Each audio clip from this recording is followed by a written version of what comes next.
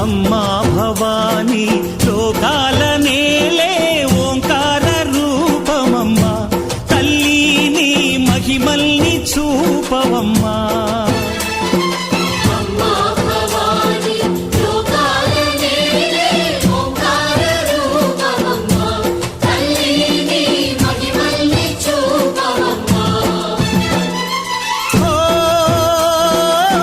సృష్టికే దీపమా, శక్తికే మూలమా, సింహరథమే నీదమ్మా.